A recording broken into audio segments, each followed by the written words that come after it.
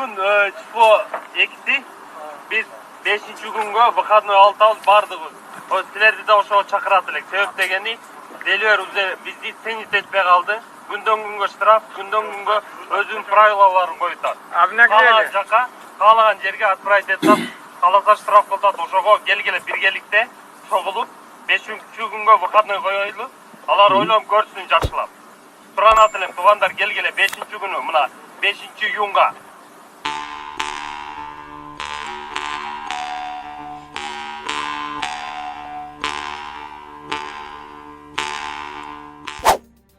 Москвада түштүк батыш метросунун станциясында өздөрү иштеген ишканага бойкот жарыялашты.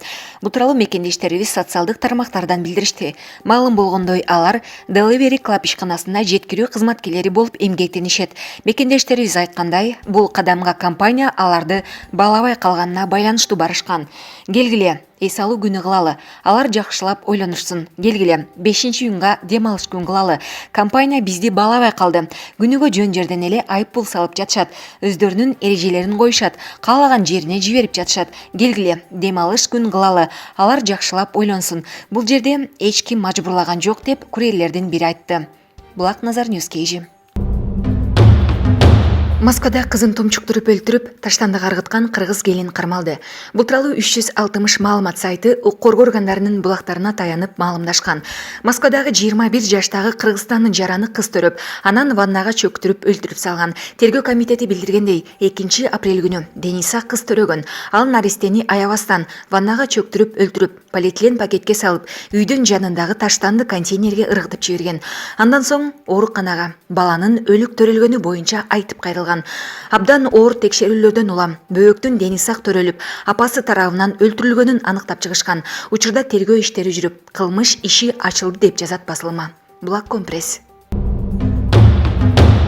Сокулук районунда адам мурдоого шектелип, 4 адам кармалды. Ички иштер министрлигинен билдиргендей, июнь айынын башында белгисиз адамдар мурда соттолгон эркек кишини Бишкектеги базардан уурдап кетип, аны өлтүрүүгө аракет кылышкан. Кылмышка шектүүлөр Сокулук районундагы Күндү айылынан алыс эмес жерден кармалышты.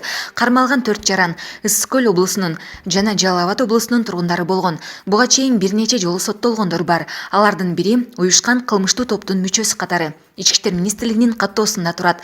Учурда убактылуу кармоочу жайга киргизилди. Жабыркаган адам токмоктолгон абалда ооруканага жеткирилген. Алдын ала маалыматтарда бул кылмыш эки тараптын ортосундагы маселелерге байланыштуу. Булак элдик медиа. Чүйдөгү Аламүдүн райондук ички иштер башкармалыгынын кызматкерлери уюшкан кылмыштуу топтун мүчөсүн кармады. Чүй облустук ички иштер башкармалыгынын маалыматы боюнча, милиция кызматкерлерине Зуба Каймана аттуу адамдын үстүнөн талаптоноого байланыштуу билдирүү түшкөн. Ал адамдын аты жөнү такталып, 43 жаштагы жаран экени белгилүү болгон. Шектүү мурда бир нече жолу сот жообуна тартылган жана ички иштер министрлигинин каттоосунда турат. Шектүү милиция пунктуна жеткирилгенден кийин 32 жаштагы аялды тоноогонун мойнуна алган. Ал эми жашаган үйүн текшерген учурда ок атуучу курал табылган. Шектүү соттун чечими менен убактылуу камакка алынып, тергөө жүрүп жатат. Булак Баракелде. Кыргыз темир жолунда акчанын 15% жетекчиликке түшүп турган 4 адам кармалды. Улуттук коопсуздук боюнча мамлекеттик комитет Кыргыз темир жол ишканасынын ишине байланыштуу 4 адам камакка алынганын 5-июнда кабарлады. Мекеменин маалыматына караганда, алар ишкананын азыркы жана мурда иштеп кеткен жооптуу кызматкерлери, сатып алууга катышкан башка компаниянын бир өкүлү. Алар ишканадан акча каражатын алып чыгуу боюнча коррупциялык схемага тиешеси бар деп шектелүүдө. Атайын кызмат мамлекеттик сатып алууда баалар атайлап жогорулатып, бөлүнгөн акчанын 15% ишкананын мурдагы жетекчилигине түшүп турган деп шек саноодо. УКМК сотко чейинки териштирүү алкагында жүргүзүлгөн соттук экспертизанын жана эсеп палатасынын аудитинин натыйжасына мамлекеттик сатып алуулардын айрымдары боюнча гана мамлекеттик олуттуу материалдык чыгым келтирилгени аныкталды деп билдирди. Ишкана өзү атайын кызматтын маалыматы боюнча азырынча расмий комментарий бере элек. Булак элдик медиа. Бишкектин Абдрахманов Токтогул көчөлөрүнүн кесилишинде 2 уна сүзүшүп, анын кесепетинен жөө жүргүнчү аял жабыркады. Жабырлануучу тез жардам кызматы менен Бишкек травматология жана ортопедия илимий изилдөө борборуна жеткирилди. Тез жардам кызматынын маалыматына ылайык, аял көп жеринен жаракат алып, абалы оор. Кырсык бүгүн 5-июнда катталып, Honda жана Toyota сүзүшкөндө Honda жөө адамдар өтүп бара жаткан жол четине ыргып кеткен. Булак элдик медиа. Караколдо бир үй бүлөдөн коронавирус илдети табылды. Каракол шаарынын тургуну оштон келген досунан коронавирус жуктуруп алган. Бул тууралуу өкмөттүн Ысык көл облусундагы ыйгарым укуктуу өкүлү Акылбек Усманалиев брифингде билдирди. Анын айтымында коронавирус жуктурган жаңы учур Каракол шаарында жашаган жигиттен табылган. Буга чейин ал оштон келген досунан илдетти жуктуруп алган. Бирок коронавирус жуктурткан жаран кайра ошко кетип калган дейт ал. Маалыматка караганда, бир үй бүлөдөгү коронавирус аныкталган 86, 43 жана 12 жаштагы 3 тургун обсервацияга алынды. 5-июнга караган түнү алардын биринин эти ысып, аймактык дарыгерге кайрылган. Бул үй бүлө жашаган көп кабат үйдө карантинге алынды. Булак элдик медиа.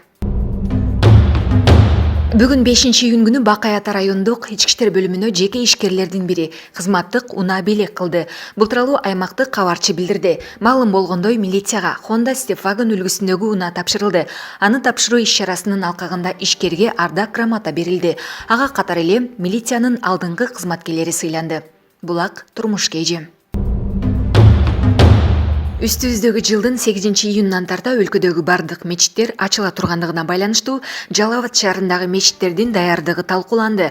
Жыйынга вице-мэр Руслан Алтымышев жана кааладагы мечиттердин имамдары катышты. Анда илдетти жугузуу коркунучу дагы деле сакталып жаткандыгына байланыштуу мечиттердин кире беришине сөзсүз түрдө атайын коргоочу каражаттарды орнотуу зарылдыгы, келген жарандарда бет кап тагынып, намазды ортодогу 1,5 метр аралыкты сакташы керектиги айтылды. Саламаттыкты сактоо министрлиги тарабынан берилген атайын сунуштамаларга ылайык мечитке келген ар бир жаран мүмкүн болушунча жеке каражаттарын колдонушу керек. Вице-мэр Руслан Алтымышев имамдарга санитардык талаптардын так сакталышына көз салуу керектигин эскертти. Жалал Абад шаарында жалпы 30 мечит бар. Булак турмуш кежи. Мамлекеттик бажы кызматынын өкүлдөрү Баткенде аткезчилик жол менен ташылып келген 1,91 миң сомдук товарларды кармашты.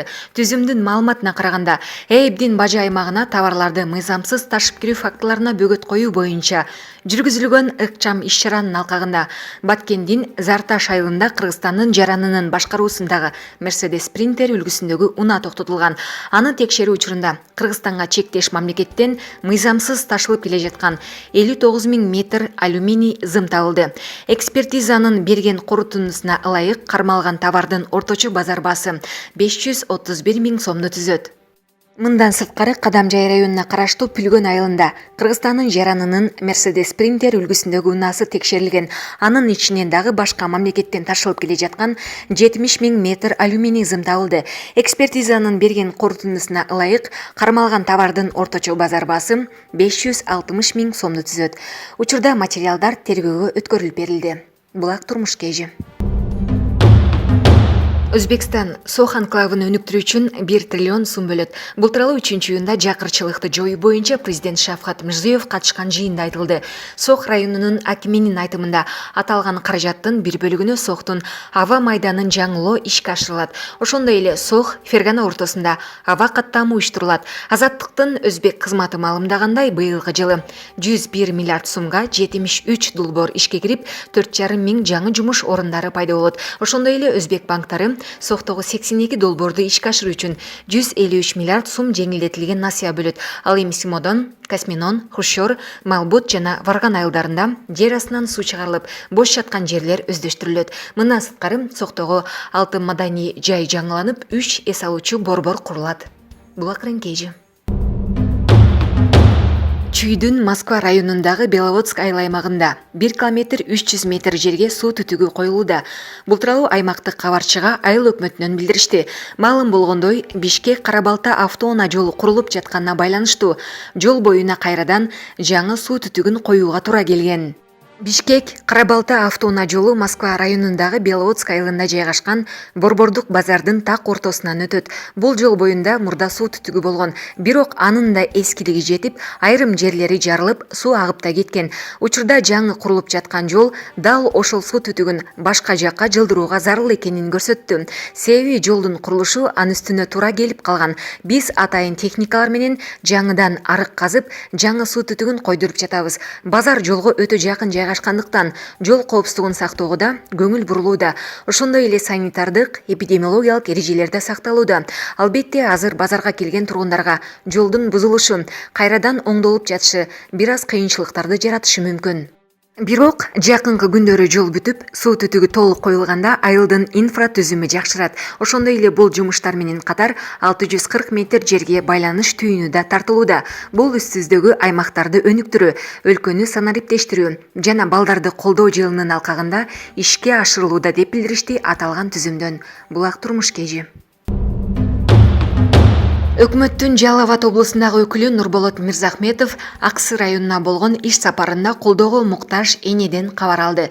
Аксы районундагы Кара Суу айылынын тургуну Төркүн Кожобекова балдарын жалгыз тарбиялап өстүрөт. Андан сырткары 6 неберени кошо багат, турмуш шарты оор, колунда мал жандыгы жок. Алган пенсиясы дары-дармекке гана жетет. Мындан улам өкүл жергиликтүү жетекчилер анын үйүнө барып, ал абал менен таанышты.